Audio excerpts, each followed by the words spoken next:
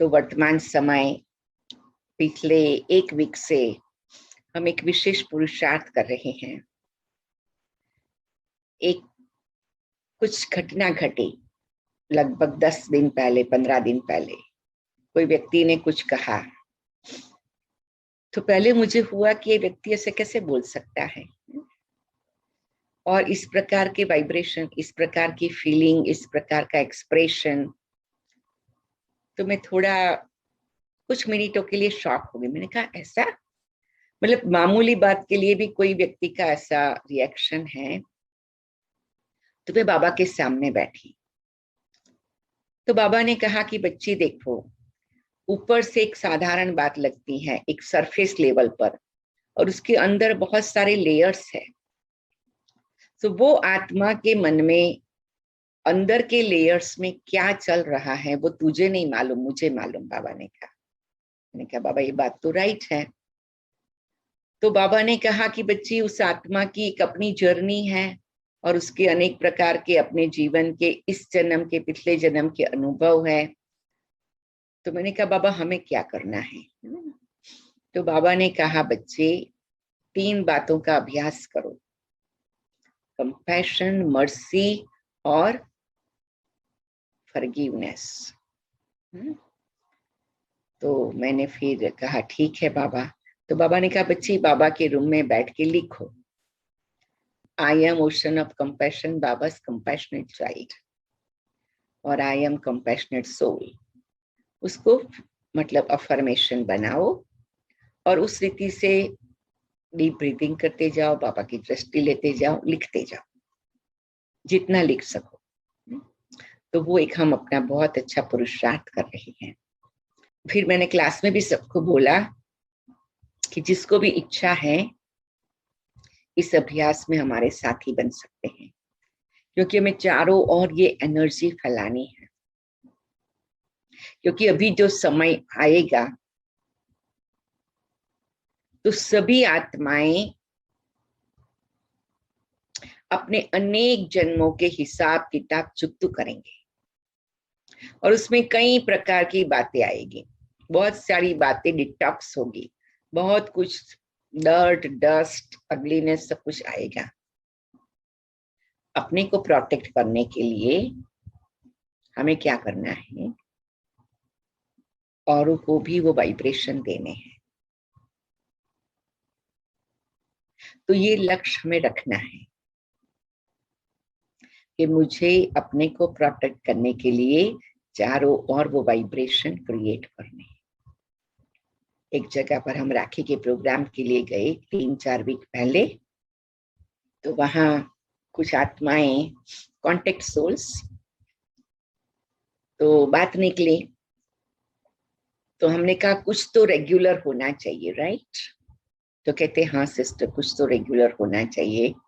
आप आते हो, मिलते हो तो अच्छा लगता है, तब कुछ करते हैं, फिर घर जाते हैं तो उसी कारोबार में लग जाते हैं। तो मैंने कहा क्या करें बताइए? तो फिर हमने कहा चलो कुछ करें, छोटा सा, थोड़ा सा। तो हमने प्रेरणा ली थी एक्चुअली पीस विलेज से और मैनहट्टन से, कि 15 मिनट का मेडिटेशन है ना। हम लोगों ने क्रिसमस के टाइम पर भी किया था, क्योंकि पीस विलेज में भी वो दोपहर में 12 से 12:15 किया था, या अभी भी करते हैं। तो फिर हमने कहा चलो हम यहाँ पर golden morning meditation 15 minute morning में, और इवनिंग में स्वीट ड्रीम मेडिटेशन 8:45 to 9। तो इतना अच्छी तरह से सब लाभ उठा रहे हैं। तो मैंने कहा थोड़े थोड़े भी दीपक जगेंगे ना। देखो एक दीपक जगता है वो कम से कम 10 फीट के एरियर्स में लाइट पहुंच जाता है। छोटा है तो, बड़ा है तो 15 में, उससे बड़ा है तो 20 में। तो हमने कहा इतने एरियर्स में लाइट तो फैल रही है ना पॉजिटिविटी की। तो बाबा का जो कार्य है वो ऐसा है कि हम कैसे छोटी छोटी बातों से भी एक ऐसी सुंदर वाइब्रेशन, एक सुंदर एनर्जी को तैयार करें और उसको बाबा के बच्चों तक पहुंचाए। और अगर हम वो काम में लग जाते हैं तो बाकी सब बातें बहुत सहज हो जाती है। ओम शांति। जी ओम शांति। ये आई थिंक लास्ट मंथ की मुरली में था कि बाबा ने कहा था गुस्सा, वो गुस्सा 5 विकार में नहीं आता। आई थिंक ऐसा ही कुछ था वो। क्या उसका मीनिंग हमें समझाएंगे आप? 2 मुरली में आया था अब तक की। राइट। तो अभी सबसे पहले 1 मिनट के लिए हम साइलेंस में बैठेंगे।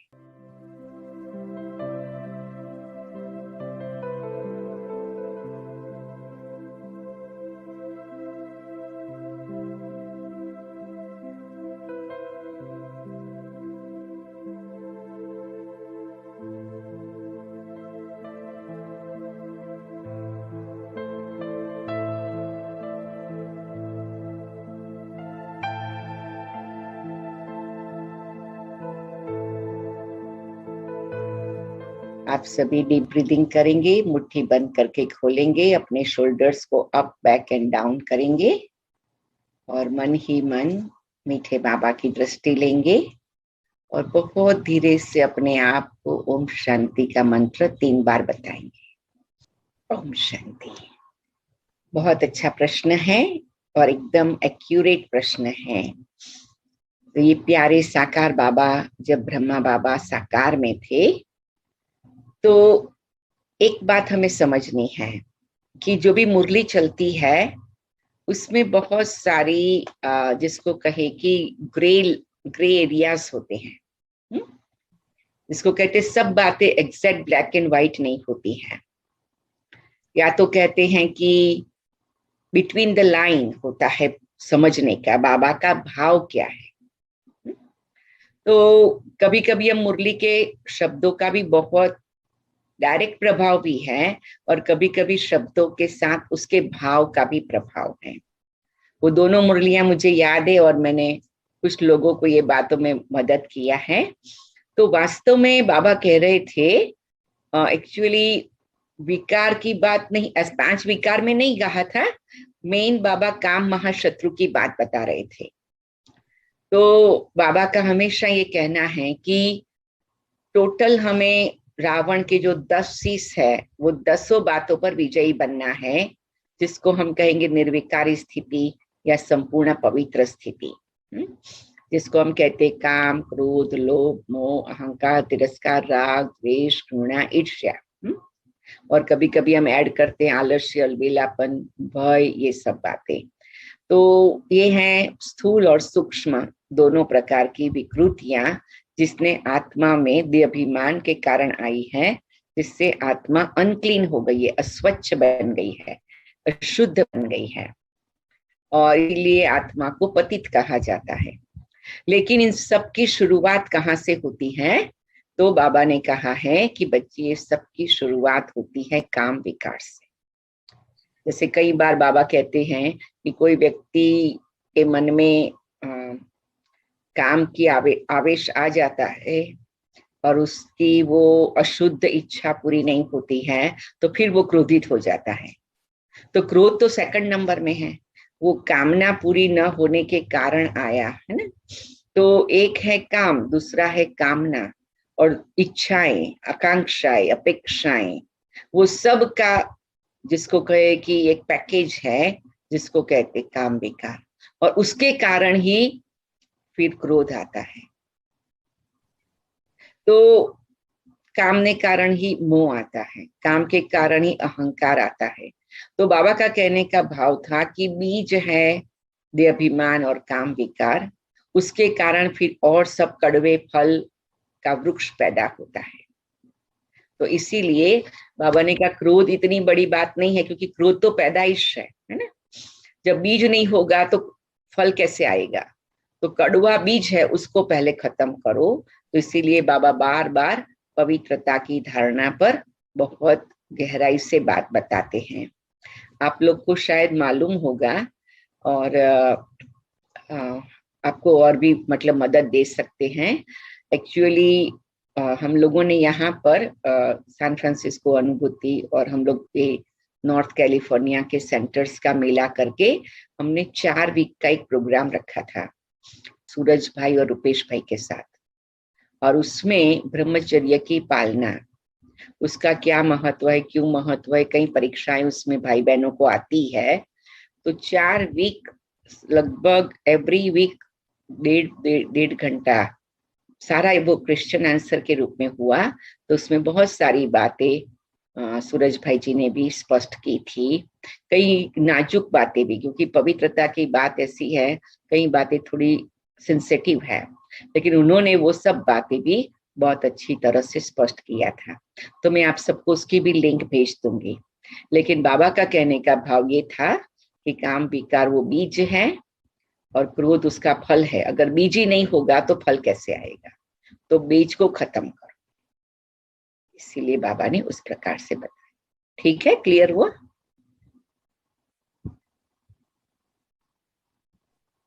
उसके सॉरी बट उसके संदर्भ में एक और क्वेश्चन आया। जरूर। बाबा ने कहा, हम गृहस्थ में रहते हैं राइट, तो बाबा ने कहा कि इच्छा मत रखो। वो सही है, हम समझते हैं इच्छा ही सारे विकारों की जड़ है। पर अगर एग्जाम्पल, अगर मुझे बच्चा है एक, हाँ, तो क्या मैं उसकी कुछ लाइक ओके वो एजुकेशन में बहुत अच्छा रहे, वो मेरी इच्छा है, तो ये भी क्या मेरे विकार में आएगा? ये क्योंकि ये बहुत सूक्ष्म है, तो कभी कभी हम कंफ्यूज हो जाते हैं कि बाबा क्या कहना चाहते हैं, कौन सी इच्छा की बात कर रहे हैं बाबा। क्योंकि गृहस्थ में रहते ये सब तो होना है ना, थोड़ा थोड़ा तो होगा, तो उसमें क्या डिफरेंस है? Very good question. फिर से हम कुछ क्षण साइलेंस में बैठेंगे, बाबा की लाइट माइट लेंगे, ताकि सूक्ष्म बुद्धि से हम बाबा की सूक्ष्म बात समझ पाए।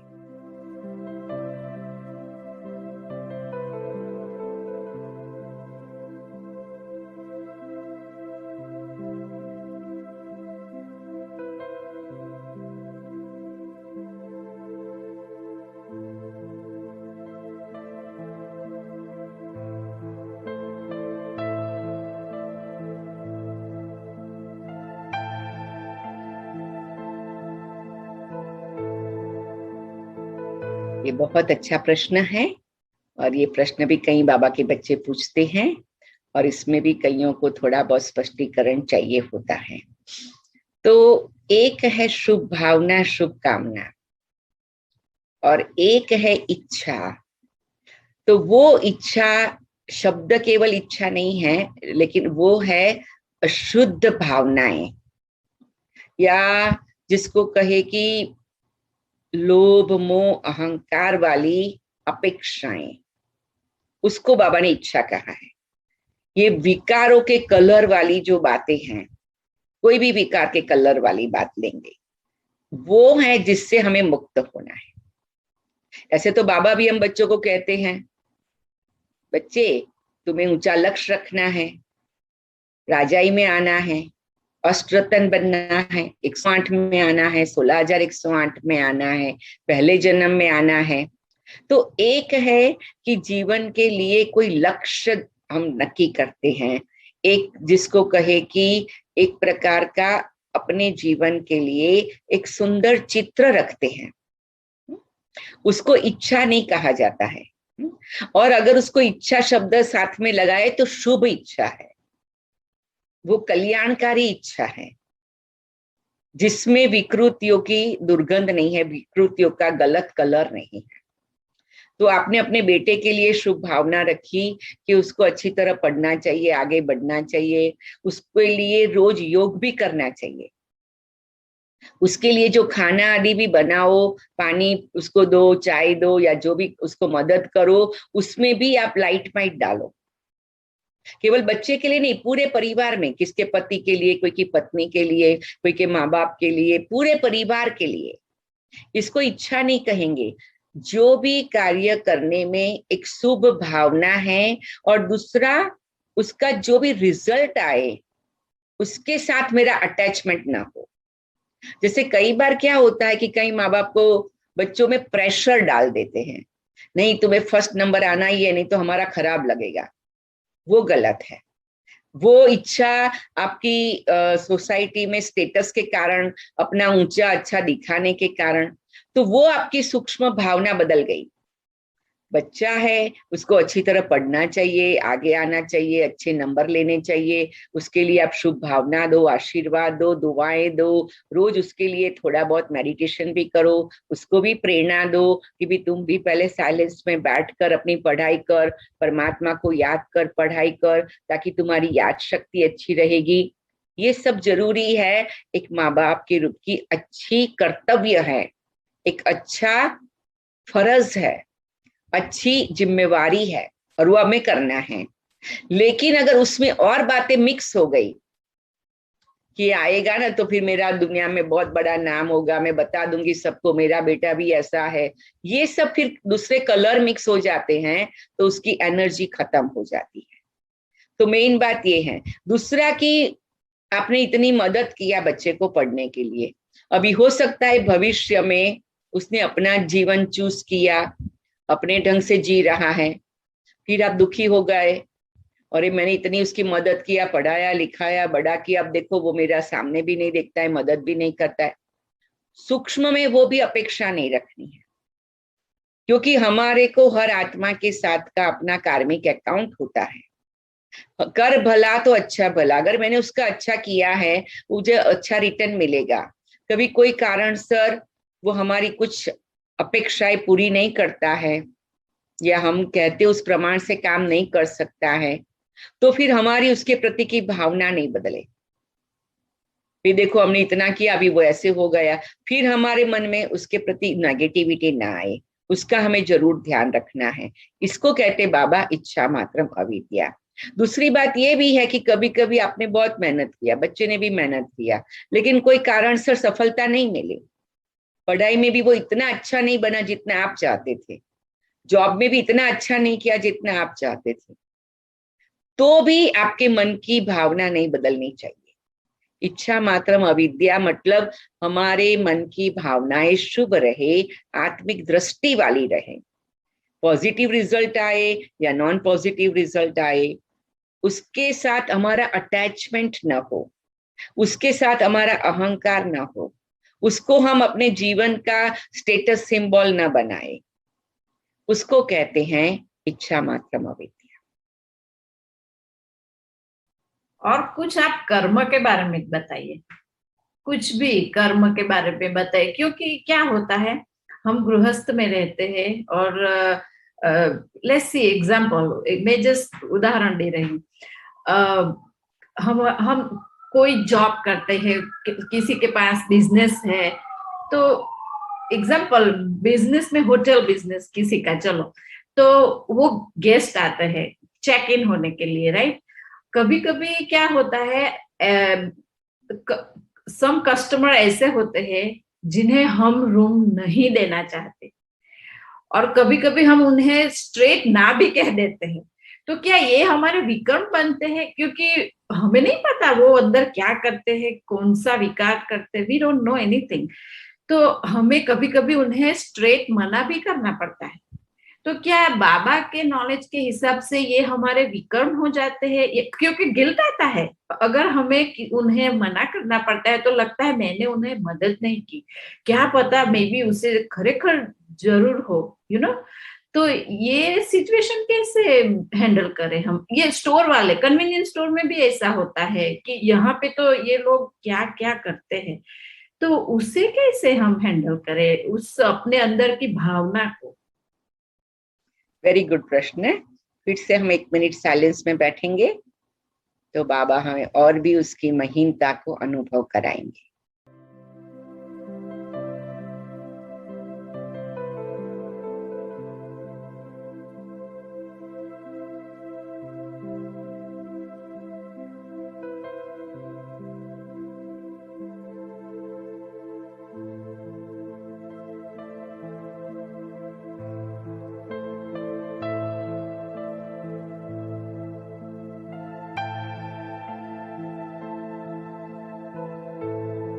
ओम शांति। देखो आपने ये प्रश्न कहा ना, उसमें आपने बोला गृहस्थ, हम लोग गृहस्थी है, हम लोग गृहस्थी है, और एक बात में कुछ परसेंटेज में वो बात राइट भी है। लेकिन एक बार मुझे बात याद आती है कि दादी जानकी के साथ किसी का बातचीत चल रहा था, तो कहा दादी हम तो गृहस्थी है। तो दादी ने फिर कहा देखो मैं आपको एक बात बताऊं, बाबा ने कहा है तुम गृहस्थी नहीं हो, तो सबसे पहले तो आपकी बुद्धि में से वो बात निकाल दो। तो कहा हम क्या समझे, गृहस्थ आश्रम, या बाबा ने बहुत बार कहा है गृहस्थी हमेशा समझे हम कमल पुष्प समान जीवन जीने वाले। तो कई बार हम एक ही शब्द को बार बार रिपीट करते हैं, तो जैसे कि हम उसको रीइंफोर्स कर रहे हैं। तो बाबा ने, दादियों ने हम बच्चों को ये बताया है कि हमें कुछ ऐसे शब्दों को रीइंफोर्स नहीं करना है। तो हम गृहस्थी नहीं है, हम भगवान के बच्चे बन गए हैं, और अब हम जो कुछ भी कर रहे हैं वो सेवा के रूप में कर रहे हैं। गृहस्थ को भी हम आश्रम बना रहे हैं, हम एक कमल पुष्प समान जीवन जी रहे हैं, या उसका हमारा एक पुरुषार्थ चल रहा है। तो हमें बार बार कहना है हम गृहस्थ आश्रम वाले हैं, हम कमल पुष्प समान है। तो उससे क्या होगा कि आपकी मानसिक एनर्जी एक डिफरेंट एनर्जी बन जाएगी। ओके, अच्छा अभी आपका ये बात है, इसमें 2-3 बातें हैं। एक तो कई बार बाबा ने ये कहा है कि हमें जहां हम रहते हैं, जो नौकरी धंधा करते हैं, उसमें जो कायदे कानून है उसको पालन करना है। ओके, अभी जैसे आपने कहा कोई होटल का धंधा है, अभी आपको ऐसे लगता है कि ये व्यक्ति को मैं नहीं दूं क्योंकि आपको ठीक नहीं लग रहा है। सो जितना मुझे मालूम है, मुझे बहुत सारे कायदे कानून नहीं पता है, लेकिन जितना मालूम है कि you have a right to say no, आपके पास you deserve or reserve that right not to say no, right? तो आप मना कर सकते हैं। मना करना एक बात है, लेकिन उसके लिए चिंतन करना और मना किया और उसका वर्णन करना, पता नहीं कैसा होगा, हम तो इसका चेहरा देख के ही लगा ये ठीक नहीं है, ये है वो है, फिर बार बार मनन चलता रहा। सूक्ष्म में तिरस्कार की भावना आई, घृणा की भावना आई, और औरों से भी बात किया तो वही संकल्प चला, वही वातावरण, मतलब वही प्रकार की वृत्ति से बात किया, वही प्रकार की दृष्टिकोण से बात किया, तो वो गलत है। आपकी होटल है, आप मालिक है, मना कर सकते हैं, या उसको बता सकते भी देखो हमारी होटल में आपको जरूरत ही है और रहना है, तो ये रूल्स है हमारे, और अगर आप रूल्स फॉलो नहीं कर सकते तो आप दूसरी होटल में जाओ जहां ये रूल्स ना भी हो। तो आप रिस्पेक्टफुली बात कर दो।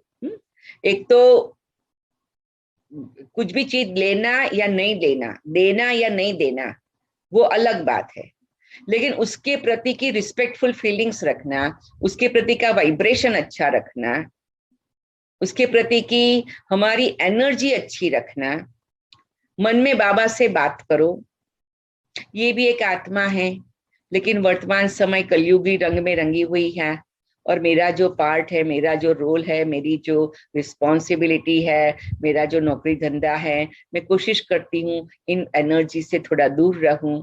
तो मीठे प्यारे बाबा, मैं केवल अपना धंधा कर रही हूँ, बाकी मैं जानती हूँ उस आत्मा का भी वही पार्ट है, उसको वो पार्ट प्ले करना है, लेकिन मेरा काम है उसके लिए शुभ भावना करना। बाबा उस आत्मा को भी लाइट माइट देना, कभी उसका भी कल्याण हो जाए। देखो बाबा हमेशा कहते हैं तुम पारसनाथ बाबा के पारसनाथ बच्चे, जैसे कहते पारस के संग में लोहा भी आए ना तो वो सोना बन जाए। अभी हम तो तुरंत तो सबको सोना नहीं बना सकते हैं, लेकिन सोने जैसी फीलिंग तो रख सकते हैं। तो कोई भी हमारे पास आए, उसके प्रति की दृष्टि, वृत्ति और भावना, ये 3 चीज हम हमेशा ऊंची रखें। इसलिए बाबा कई बार कहते हैं ना, निंदा स्तुति मान अपमान, ठंडी गर्मी दुख सुख की सब में समान रहो, मतलब कि आपकी भावना समान रखो। आपको जो प्रैक्टिकल एक्शन लेना है वो तो लेना है, लेकिन आपकी भावना ऊंची रखनी है। जैसे गीता में भी कृष्ण ने कहा अधर्म का विनाश करना है, और वो करूंगा, मैं युद्ध कराऊंगा, लेकिन उसने भावना अच्छी रखी कि सबका कल्याण हो, सबका शुभ हो। तो ये एक बहुत सूक्ष्म बैलेंस हमें अपने जीवन में रखना होता है कि हम कार्य भी करें और न्यारे भी रहे। इसलिए बाबा कहते हैं न्यारे और प्यारे दोनों। जैसे कई बार यज्ञ में भी बाबा को, दादियों को कई ऐसे निर्णय लेने पड़े, एडमिनिस्ट्रेटिवली कोई व्यक्ति ने ठीक काम नहीं किया तो कहना पड़ा भाई आप अपने घर चले जाओ, या आप इस प्रकार से ये काम करो नहीं करो, या कोई ने इस डिपार्टमेंट में ठीक काम नहीं किया तो फिर उसको डिस्ट्रिक्ट डिपार्टमेंट में रखा। वो करना पड़ता है एडमिनिस्ट्रेशन में, कारोबार में। लेकिन दिल में क्या भावना रही, बाबा के सब बच्चे बाबा के दिल में समाये रहे, बाबा के सब बच्चे बाबा के मस्तक मणि हैं, बाबा के सब बच्चे बाबा के नूरे रतन हैं। तो वो आत्माएं भी अनुभव करती थी कि भी चलो हमारा कारोबार हमने ठीक नहीं किया तो दादी ने ये निर्णय लिया या बाबा ने ऐसे कहा, लेकिन दादी की गुड फीलिंग्स उनको टच होती थी। तो जीवन चाहे लौकिक में चाहे अलौकिक में, चाहे परिवार में चाहे कारोबार में, जीवन चलता है भावनाओं से, वाइब्रेशन से, वृत्ति से। अगर उसको हमें जरूर ठीक रखना है और उसका वर्णन नहीं करना है। हाँ, कभी आपको अपने कारोबार के लिए किसी को बताना भी पड़े, आपके जो भी कलीग हो, मैनेजर हो या जो भी आपके पार्टनर्स हो, तो उनको कहो भी देखो फलानी व्यक्ति को मैंने नहीं दिया क्योंकि मुझे थोड़ा ठीक नहीं लग रहा था, लेकिन मैंने उसके लिए प्रेयर किया, उसके लिए दुआ किया कि उस भगवान उसका भला करे और उसको सद्बुद्धि देवे। तो आप उसके बारे में अच्छे वाइब्रेशन फैलाएंगे तो आपकी अंदर में, आपकी आत्मा में वो शुद्धिकरण रहेगा। क्योंकि जब हम किसी के लिए भी कुछ गलत बात बोलते हैं तो या सोचते हैं तो हमारी आत्मा पर भी उसकी एनर्जी का प्रभाव पड़ता है। ये बहुत सूक्ष्म प्रभाव है, इसलिए हमें अपने आप पर बहुत ध्यान देना है। Can you tell us about Bhav and Bhavna? Bhav and Bhavna. Yeah, That's a good question. Very good. Okay. So let's have one moment of silence and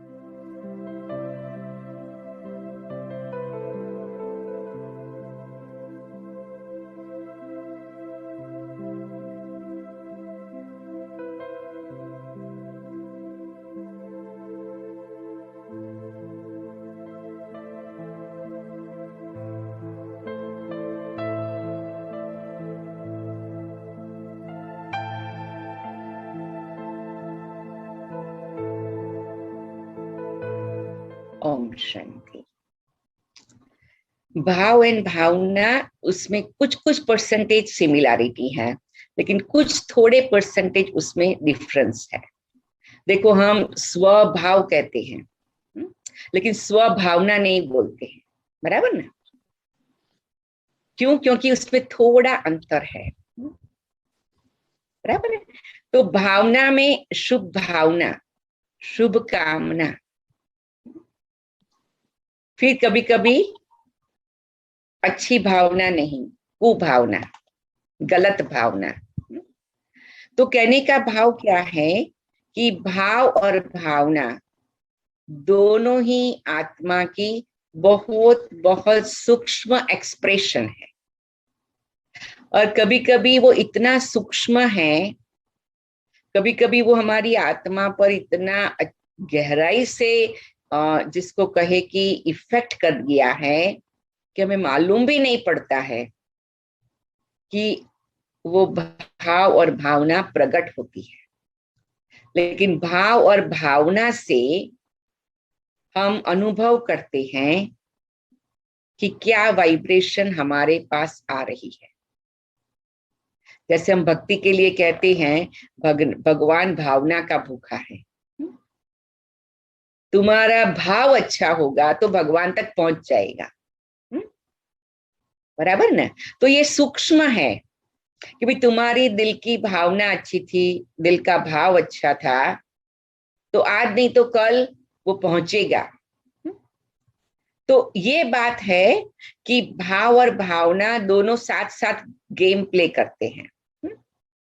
लेकिन जैसे हम कहते हैं स्वभाव, वो थोड़ा गहरा है। मतलब एक प्रकार की भावना बार बार करने से वो स्वभाव बन जाता है, जिसको हम इंग्लिश में नेचर कहते हैं, और भावना को हम इंग्लिश में फीलिंग्स कहते हैं। ओके, तो feelings and nature, so nature is little more strong, more deep than feelings. भावना कभी कभी थोड़ा ऊपर का काम करती है, लेकिन वो भावना अगर मजबूत हो गई तो वो भाव बन जाता है, स्वभाव बन जाता है, मतलब आत्मा का भाव बन जाता है, मतलब आत्मा पर उसकी गहरी इफेक्ट हो जाती है, फिर वो कहीं ना कहीं प्रकट होता रहता है। भावना को फिर भी हम कैच कर सकते हैं, लेकिन एक बार वो स्वभाव बन जाए, भाव हो जाए, तो फिर उसको चेंज करने में, कैच करने में थोड़ा ज्यादा टाइम लगता है। तो वो जैसे कि थोड़ी डीपर इफेक्ट हो गई है हमारी आत्मा। तो इसीलिए बाबा कहते तुम्हारी भावना को इतनी श्रेष्ठ बनाओ, इतनी श्रेष्ठ बनाओ, इतनी ऊंच बनाओ, जो तुम्हारा भाव भी श्रेष्ठ बन जाए। तो शुरुआत भावना से करनी है और पहुंचना है भाव तक। बाबा हमेशा कहते हैं श्रेष्ठ भावना। श्रेष्ठ भाव शब्द बहुत कम यूज होता है, लेकिन स्वभाव शब्द ज्यादा यूज होता है, राइट। तो श्रेष्ठ भावना धीरे धीरे स्वभाव को श्रेष्ठ बनाएगी। तो हम कहते स्वभाव श्रेष्ठ बन गया, श्रेष्ठ भाव हो गया, ऐसा ज्यादातर नहीं बोला जाता है, क्योंकि वो प्रोसेस है, क्योंकि कुछ चीजें हैं वो प्रोसेस है। तो भावना से भाव तक का ये प्रोसेस है, इसका भाव हमेशा ऊंचा है ना। तो भाव और भावना वास्तव में वो एक प्रोसेस है, सूक्ष्मता से गहरी सूक्ष्मता तक का। लेकिन मेन बात यही है कि हमें दोनों को क्लीन करना है, क्योंकि अभी दोनों ही थोड़े से अस्वच्छ बन गए हैं। तो इसीलिए हमें बार बार बार बार अपने को स्मृति दिलानी है कि मैं एक श्रेष्ठ आत्मा हूँ, दिव्य आत्मा हूँ, अलौकिक आत्मा हूँ, और मेरी सबके लिए शुभ भावना, शुभकामना है। और जितनी शुभ भावना, शुभकामना हम क्रिएट करते जाते हैं, फिर वो नेचुरल भाव बन जाता है। तो फिर किसी को भी देखेंगे, कैसे भी देखेंगे, तो फिर वो भाव काम करेगा। भावना है पुरुषार्थ, भाव है उसका स्वरूप।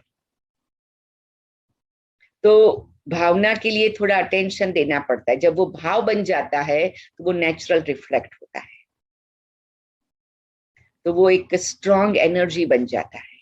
तो उसको कहते हैं भाव। ठीक है, Thank you. Om Shanti. I जी। have one question. Yes please. Like yesterday बाबा ने कहा था कि सभी बच्चे बाबा के नंबर 1 है, और हमारे ये राज्य का क्लास से मन, बुद्धि और संस्कार, जो मन बुद्धि तो कई लोग का अच्छा रहता है, बट संस्कार जो कैरी करते हैं, और हम मनसा सेवा से वो ट्राई चेंज कर सकते, ऐसा एक्सपेक्ट करते हैं कि वो भी हमारा संस्कार कैरी करे, हमारा जैसा बने, क्योंकि हम इतना खुश हो गए कि हमको बाबा मिल गया, और स्व परिवर्तन से हम सब विश्व का परिवर्तन करने चाहते हैं। तो जो संस्कार है कई लोगों का, तो उसको हम कैसे चेंज कर सके? Good question. चलो हम कुछ क्षण साइलेंस में फिर से बैठ जाए, तो बाबा की एनर्जी हमें हेल्प करे।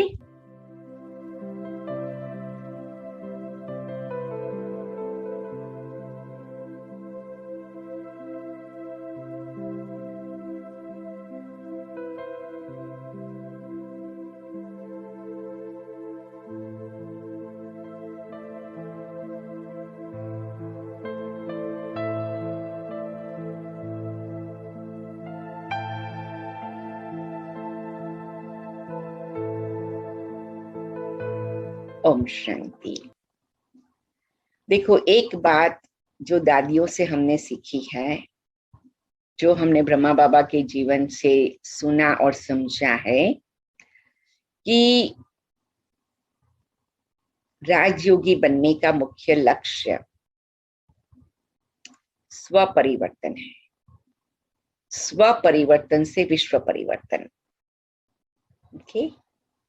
तो एक बात, कई बार हम इस प्रकार के प्रश्न दादी को पूछते थे, या कोई लोग पूछते थे जब हम बैठे हुए होते थे, तो दादी हमेशा कहती थी कि मेरा लक्ष्य रहता है कि मैं अपने आप पर ध्यान दूं, और मैं अपने आप को ठीक करूं, मैं अपने आप को दैवी संस्कार वाला बनाऊं।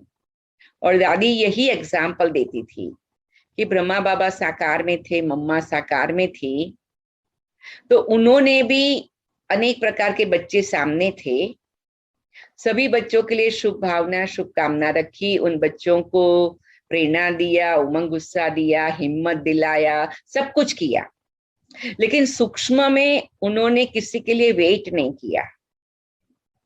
उन्होंने अपना पुरुषार्थ मैक्सिमम चालू रखा। किसी को इशारा देना था तो 2 मिनट दिया, लेकिन बाकी के 23 घंटे और 58 मिनट अपने आप पर ध्यान दिया। ऐसे हमारी दादी जानकी का भी ये मंत्र था। वो कहती थी मैं 90% अपने आप पर ध्यान देती हूँ, 10% कारोबार करती हूँ, सेवा का सोचती हूँ। तो हम लोग कहते थे दादी आपका तो 16 आवर्स का 18 आवर्स का तो स्केड्यूल बना हुआ है। दादी कहती बाहर का स्केड्यूल कुछ भी बना हुआ हो, ये मेरे अंदर के स्केड्यूल की बात कर रही हूँ। मैं बार बार केवल अपने आप पर ध्यान देती हूँ, मैं सबकी बात सुनती हूँ, क्लास कराना होता है तो आधा घंटा करा लेती हूँ, जो मेरे दिल में है सबके लिए शुभ भावना वो बता देती हूँ, लेकिन मैं तरत बिंदु बन के बाबा के पास परम धाम में बिंदु बन के बैठ जाती हूँ और बाबा मुझे याद दिलाता है बच्ची ड्रामा अनुसार सब एक्यूरेट हो रहा है, डोंट वरी डोंट थिंक। तो ये एक बात हमें ये ध्यान रखनी है कि हमें सबके लिए शुभ भावना रखनी है।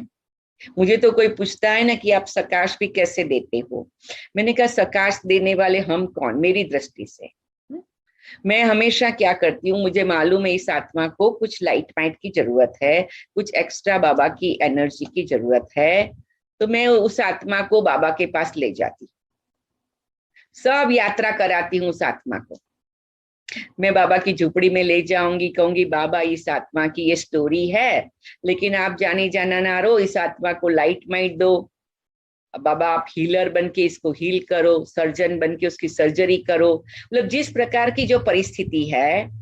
फिर मैं उसको बाबा की कुटिया में से बाबा के रूम में ले जाऊंगी, फिर उसको टावर ऑफ पीस, फिर हिस्ट्री हॉल, फिर शांति स्तंभ शांति वन में उसको ले जाऊंगी, तपस्या धाम में कमल, वो जो बहुत सुंदर हमारा कमल के बीच में बना है, फिर अभी तो दादी का प्रकाश स्तंभ बना है वहां ले जाती हूँ, फिर बाबा के रूम में जो शांति वन में है वहां पर, फिर मैं उसको ले जाऊंगी डायमंड हॉल में, अव्यक्त बाबा के सामने बिठा दूंगी, फिर मैं उसको ले जाऊंगी सूक्ष्म वतन में परम धाम में, बाबा को सौंप दूंगी और हर जगह पर बाबा को उसको बताऊंगी बाबा आप इस रूप से इस आत्मा को ये कर रहे हो, इस रूप से इस आत्मा को लाइट माइट दे रहे हो, उसको रियलाइज करा रहे हो, उसको बलवान बना रहे हो।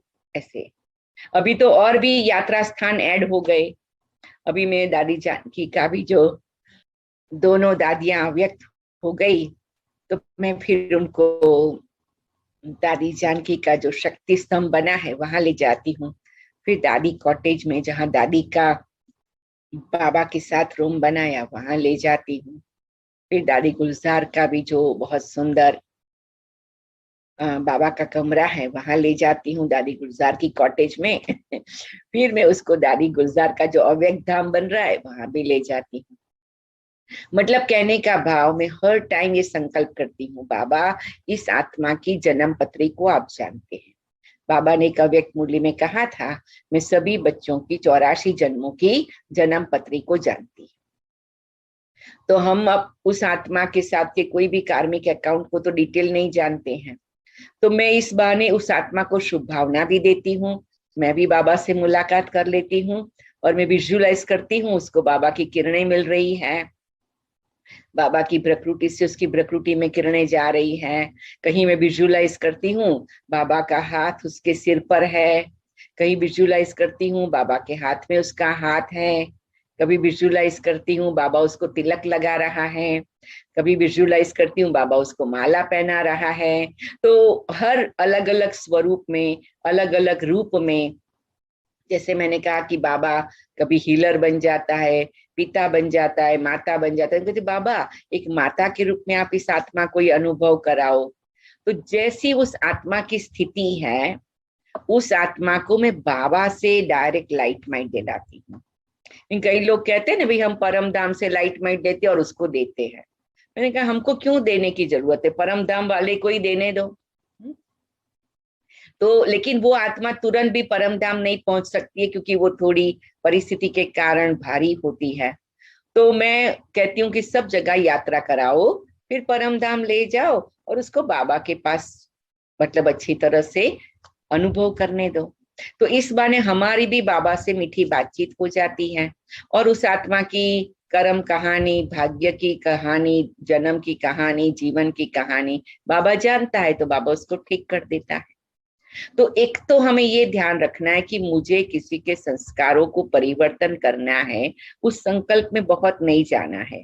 लेकिन हाँ, घर में रहते हैं तो कई ऐसी बातें आती हैं, तो कोई के स्वभाव संस्कार के कारण हमको तकलीफ होती है, तो उस आत्मा को ऐसे बाबा के सामने ले जाओ और बाबा को कहो, बाबा इस आत्मा का इस प्रकार का जो भी व्यवहार है, कारोबार है, जिस प्रकार का उसका बोलचाल है, उससे थोड़ा हमारी परीक्षा बन जाती है।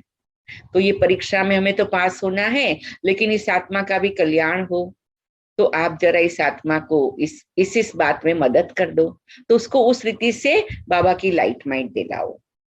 तो इस प्रकार से हमें अपने को और आत्माओं के साथ के कारोबार से बहुत प्यार से डिटैच रखना है, डिवाइन लाइट से डिटैच रखना है, बाबा को बीच में लाके डिटैच रखना है ना।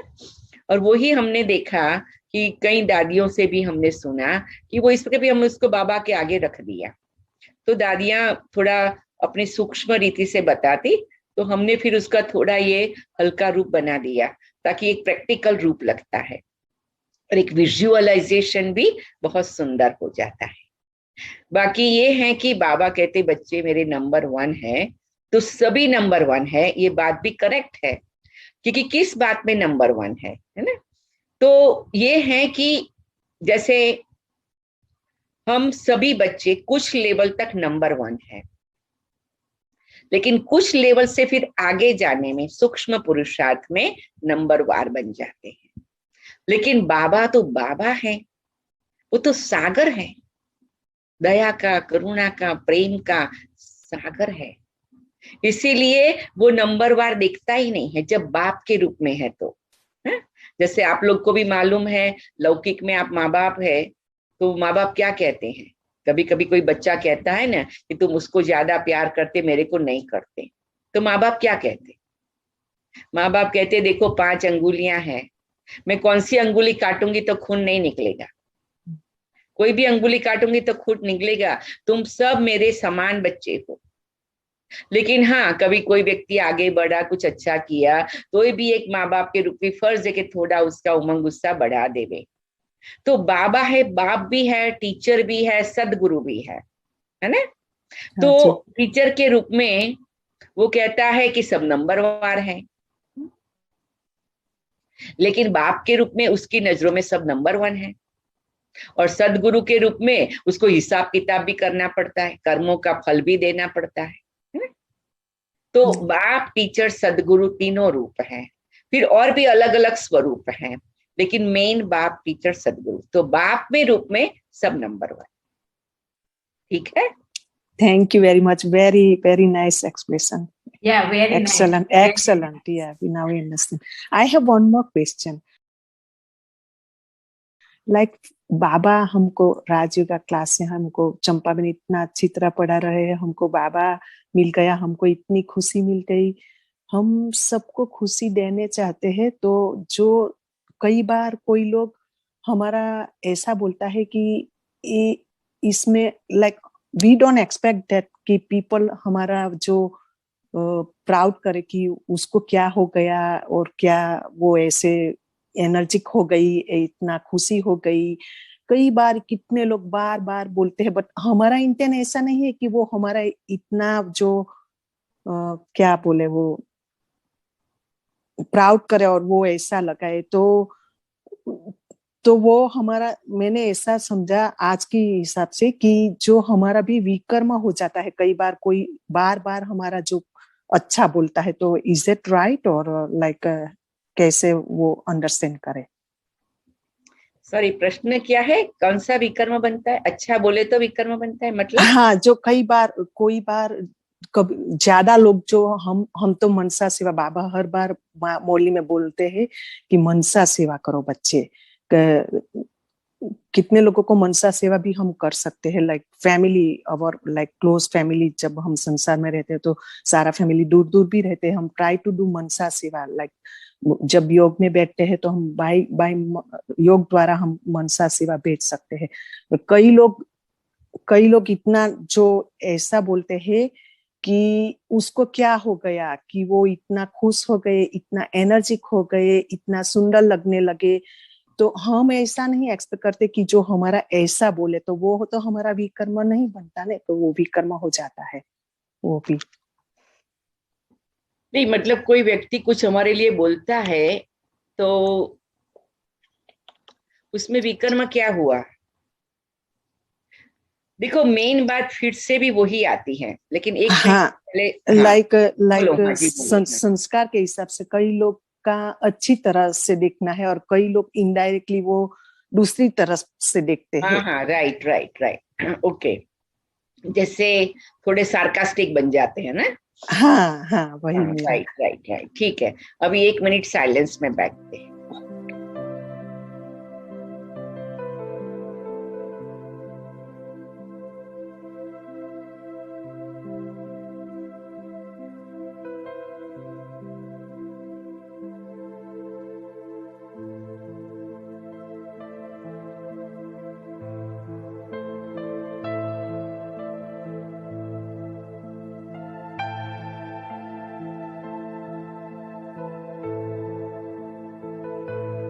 ओम शांति।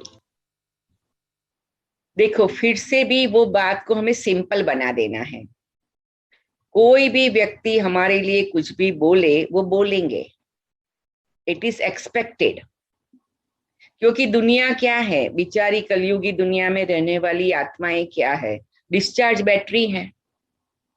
ओके, तो वो अपने अपने ढंग से जो कहना चाहे वो कहेगी। कभी वो इनडायरेक्टली अच्छे भाव से भी ना कहती हो, ऐसा हमें लगता है, लेकिन हमारा काम क्या है, बस हमें वही याद रखना है। और इसीलिए हमें बार बार मम्मा बाबा और हमारी पूर्वज दादियों को याद करते रहना है। देखो, लोगों ने ब्रह्मा बाबा मम्मा के लिए भी क्या नहीं बोला, दादियों के सामने भी कितनी बातें आई, इवन ब्राह्मण परिवार में भी कितनों ने बोला, कितनी बातें ऐसी आती थी, है ना। तो दादी तो हंस देती थी। एक बाकी बात है, अब आप सबको शायद मालूम भी होगा, अभी हम मधुबन गए थे तो दादी गुलजार की बहुत स्मृतियां, सब भाई बहने जो उनके साथ ज्यादा समय रहे वो सुना रहे थे। तो एक बात मुझे लगता है गोपाल भाई ने या ब्रिजमोहन भाई साहब ने सुनाई कि कोई प्रोग्राम बना रहे थे दिल्ली में, वो काफी शुरू के दिनों की सेवा की बात थी। तो खास सोचा था कि प्राइम मिनिस्टर या प्रेसिडेंट किसी को बुलाने का प्रोग्राम कर रहे थे, तो कुछ बड़ा मेला कर रहे थे ऐसा कुछ। तो दादी प्रकाशमणि भी मधुबन से गए थे, सब भी मतलब मुख्य महारथी जो सेवा के निमित्त बाबा के जिम्मेवार बच्चे यज्ञ के, उस सब की मीटिंग हो रही थी। तो फिर समाचार आया कि प्रेसिडेंट ने आने का मना कर दिया है। तो फिर गुलजार दादी अंदर कुछ और कारोबार में होंगे, फिर दादी प्रकाशमणि ने कहा कि गुलजार दादी को बुलाओ। तो बहुत अच्छा प्यार से कहा कि दादी गुलजार को, दादी प्रकाशमणि बड़े प्यार से गुल कहती थी, गुल आओ बैठो, देखो क्या समाचार आया, से प्यार से ना। तो कहा जी दादी बोलो। तो कहा समाचार आया है कि प्रेसिडेंट ने मना किया आने का, है। तो गुलजार दादी जी ने कहा कि उसका नसीब, उसका तकदीर, ऐसे हल्के रूप से प्यार से, कि वो भगवान के घर नहीं आएगा, अपना भाग्य नहीं पाएगा। तो ऐसे हंसी में पहले तो सबका मन हल्का कर दिया कि भी उसका तकदीर, एक्चुअली उसमें हमें नुकसान नहीं है वास्तव में। तो फिर दादी ने और बड़े भाई बहनों ने कहा कि दादी फिर भी क्या है कि इस प्रकार की सेवा से थोड़ा बाबा का नाम रोशन होना है, आदि आदि। तो कहा कि आप बाबा से पूछो कि हम क्या करें।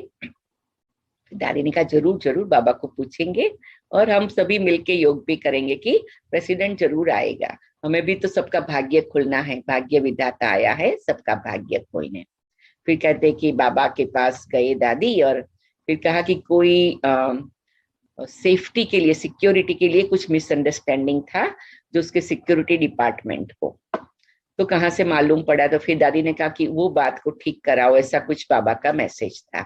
एनीवे, फिर बड़े भाई बहनों ने उस प्रकार का इंतजाम किया, बातचीत किया, ठीक हो गया, प्रेसिडेंट आए, प्रोग्राम बहुत सफल हो गया।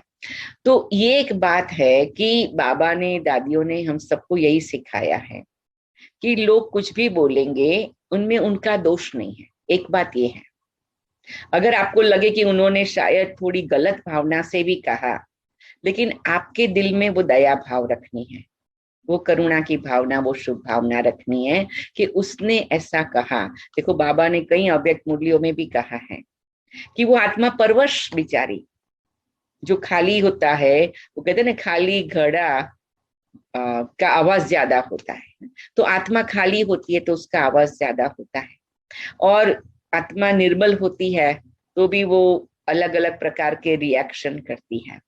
तो तुम्हें क्या करना है, उसके लिए रहम भाव रखना है, उसके लिए क्षमा भाव रखना है, और सूक्ष्म में ये भी भाव रखना कि भी उसका भी क्या दोष है ना, उसको बेचारी को नहीं मिला जो हमें मिला है। हम तो और भी बाबा को कहे कि बाबा उसको भी कुछ अच्छा अनुभव करा दो, उसको भी कुछ अच्छी प्राप्ति करा दो, है ना। हाँ जी।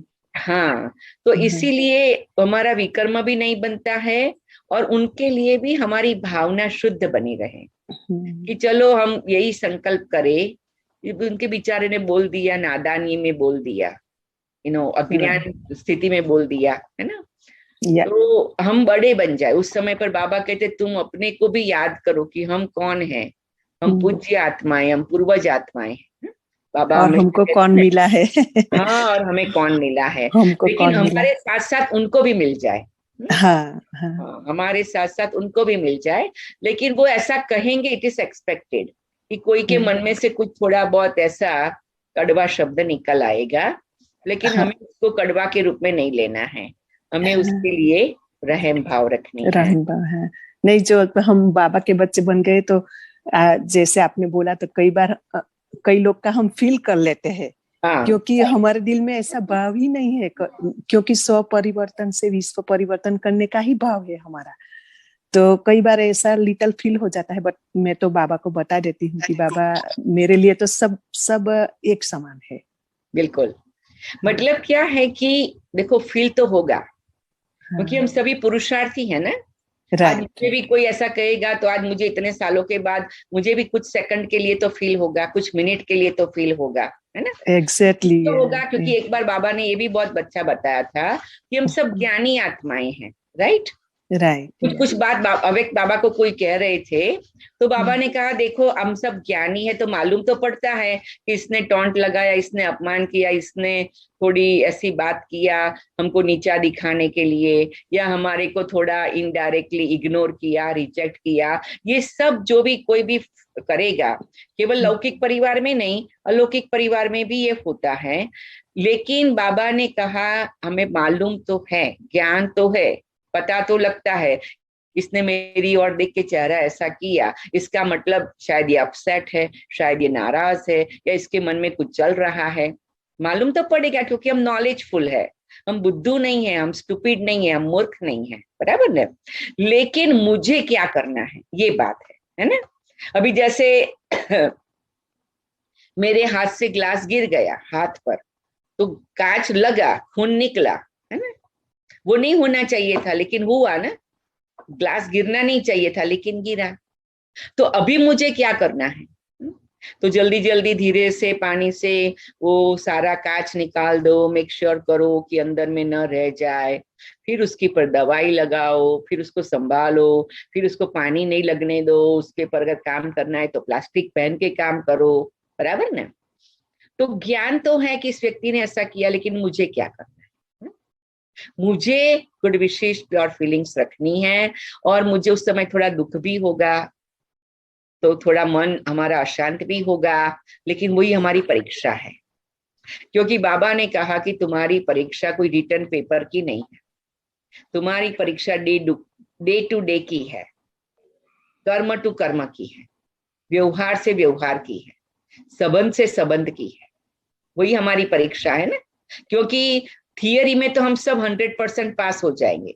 अगर आप लोग को जैसे कई सेंटरों पर भी होता है, हम लोग भारत में भी करते थे भाई, हम एक वीक की मुरली की परीक्षाएं लेते हैं तो बहुत जल्दी जल्दी पास हो जाते, क्योंकि बहुत सारे समय से हम ज्ञान में चलते, तो थियोरेटिकल नॉलेज तो है सबके पास, राइट। लेकिन प्रैक्टिकल परीक्षा यह है कि सब कुछ देखते हुए नहीं देखना, सुनते हुए नहीं सुनना, और बोलना पढ़ने का हो तभी भी नहीं बोलना, है ना। तो ये हमारी प्रैक्टिकल परीक्षा है। जैसे आज सुबह में ही मेरे सामने एक परीक्षा आई थी, तो मैंने किस व्यक्ति को कुछ कहा कि भाई ऐसा नहीं ऐसा, ऐसा नहीं ऐसा करके कुछ बात बता रही थी। तो उसने मुझे कहा कि सिस्टर, आपको अपने में फेथ होना चाहिए, बाबा में फेथ होना चाहिए, ड्रामा में फेथ होना चाहिए, और आपको इस परीक्षा, मतलब ये परिस्थिति, क्योंकि वो एक परिस्थिति 1-2 बार आई थी हम लोगों के सामने, कहते आपको इतना स्ट्रांग रहना चाहिए कि आप स्वयं भगवान आपके साथ है ना। तो मैंने कहा देखो, हमें सबसे सीखना है। मैंने उसको कहा थैंक यू, तो उसने कहा नहीं नहीं, हम तो छोटे हैं। मैंने कहा छोटा हो या बड़ा हो, बाबा कहते बड़े तो बड़े, छोटे सुभान अल्लाह। आज आपने मुझे, और भी मेरा ये छोटा सा शायद लेसन पक्का करना था, आपने मुझे करा दिया। तो हमने उसको पॉजिटिव उठाया, है ना। तो हमारे सामने अभी बहुत बड़ी परीक्षा नहीं आएंगी। जैसे कई बाबा के बच्चे हैं, उनके घर वालों ने मान लिया पवित्र रहने के लिए, तो वो परीक्षा में पास हो गए। अच्छा, उनको वेजिटेरियन खाने में कोई तकलीफ नहीं है, प्याज लहसुन कोई जबरदस्ती नहीं करता है, इवन बाहर भी जाते हैं समाज में भी, तभी भी घर वाले इतने सहयोगी है कि या तो घर का खुद का खाना लेके जाए, बाहर का नहीं खावे, बाहर का केवल फ्रूट ही खा ले, तभी भी घर वाले प्रॉब्लम नहीं करते हैं। उनको सेंटर पर जाने में प्रॉब्लम नहीं होती है, तन मन धन से सेवा करने में प्रॉब्लम नहीं होती है। तो जो जो बातों में प्रॉब्लम नहीं होती है, उन बातों में हम पास विथ ऑनर हो गए, बराबर ना। वो हमारे पेपर पास हो गए। जैसे आपने 8 कक्षा पूरी कर ली, 10 कक्षा पूरी कर ली, मैट्रिक पास हो गए, बैचलर डिग्री ले ली, मतलब हमारी परीक्षाएं पास होती जाती हैं।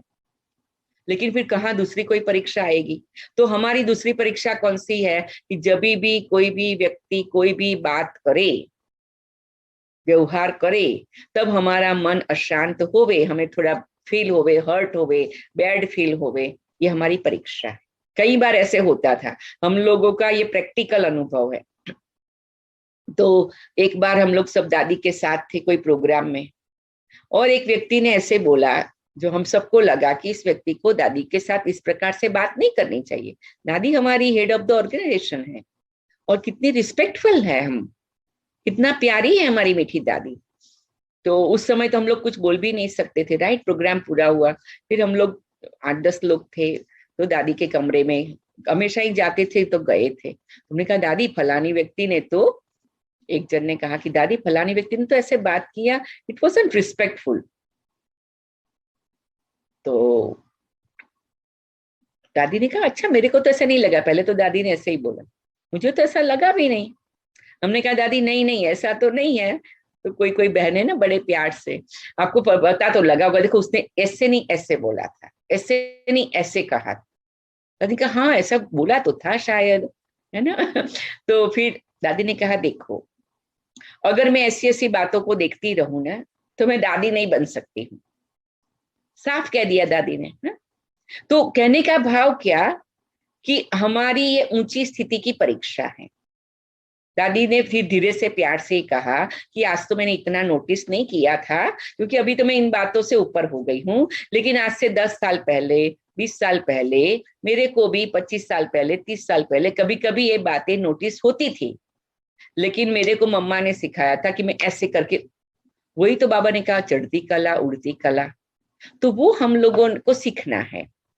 हम लोग वो भी उतनी लेवल पर 100% नहीं पहुंचे हैं, लेकिन हम लक्ष्य तो रखे ना। भी दादी तो मिलियन लेवल पर पहुंच गई हैं, लेकिन हम थोड़े थोड़े परसेंट, क्योंकि हमारे सामने दादी जितनी बड़ी परीक्षाएं भी नहीं है। इतने बड़े परिवार को दादी को हैंडल करना पड़ता था, तो हमें तो इतना हैंडल भी नहीं करना पड़ता है। हमारे सामने तो 8, 10, 15, 20, 25, 50, 100, 200 लोग हैं, है ना। लेकिन हम वो दादी के शब्द कानों में गूंजते हैं कि हम भगवान के अच्छे बच्चे बने, भगवान के राइट हैंड बने, भगवान के मददगार बने, तो हमारे को भी तो कुछ परीक्षा से गुजरना पड़ेगा, है ना।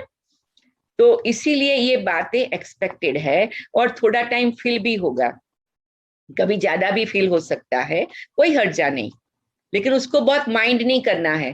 फिर थोड़ी तपस्या कर लो, बाबा को पत्र लिखो, बाबा को याद करो, फिर थोड़ा ठंडी हवा में वॉक लेने चले जाओ, थोड़ा आसमान की ओर देखो, थोड़ा कुछ अच्छा विजुअलाइजेशन करो, कोई अच्छा कमेंट्री सुनो, बाप दादा की ड्रिल सुनो, ऐसे करके अपने को फिर शक्तिशाली बनाओ। लेकिन ये परीक्षा है और उसमें मुझे पास होना है। उसमें कभी आपको 4 घंटा लग जाए या 2 दिन भी लग जाए, हर्जा नहीं। नोटिस करना है और पास होने की विधि को पकड़ना है और उसके स्टेप्स को फॉलो करते रहना है। ठीक है, ओम शांति। क्लियर?